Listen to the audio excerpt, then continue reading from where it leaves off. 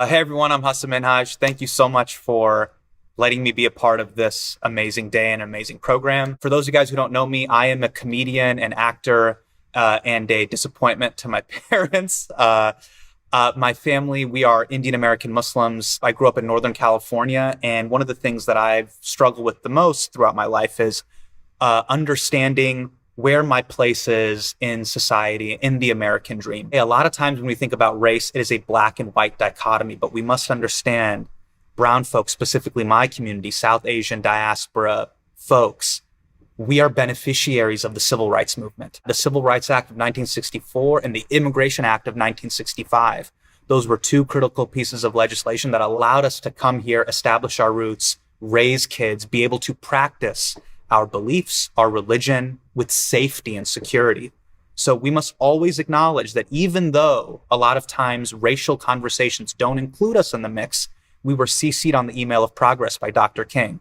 A seminal moment for us was 9/11. And for me, growing up in Northern California, 9/11 was a very distinct day where I realized on that day I was unlike the rest of the group. And I immediately went from being a member of the state to enemy of the state. And whether those things were small microaggressions, looks, comments, to outright just hate crimes. I think one of the biggest things the Muslim community struggled with in this country was having to justify our place in American society.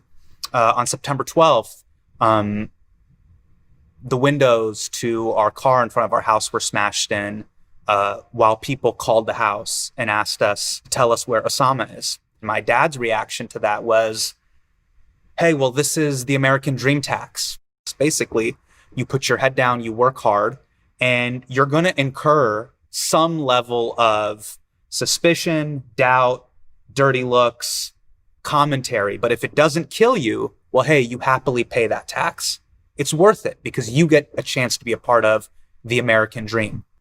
We grew up in this country taking honors government and civics classes where we felt like we had the audacity of equality. We were told in history class that all men are created equal. Everyone deserves the opportunity to be treated the same with fairness and based on the merit of their character, not the way their name sounds or their country of origin, but their character. We should hold this country to the same ideals that we were told about in government class and civics class. Now I'm a father and I have kids. And one of the things that I want to teach both my son and my daughter is to have the audacity of equality. I don't want them to be scared that they're Muslim or that they're brown or that they're dark or that they're going to be treated differently from their classmates or students or coworkers.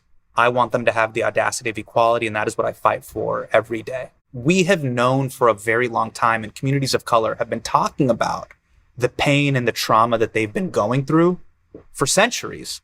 But it is the camera phone that has made it so that we cannot look away. And I think on a day like this, it's important that we acknowledge what we've seen. Perhaps we mourn what we have seen, but then we ask ourselves, let's play offense. What are we going to do to change it? When we talk about the term racial healing, it gets coupled in with a lot of loaded language. So I like to simplify things. To me, it's about empathy and fairness. It's saying, hey, I see you. I see your experience, even though I may have not lived it. And I'm acknowledging that. And I want to hear you out. I think a lot of times what social media and the internet has done is that we have been forced to present the final draft version of ourselves. Hey, this is perfecthussan.pdf. Here it is. And we're not perfect. And to me, the beautiful thing about comedy and my art form is saying, hey, I am not perfect. I am trying.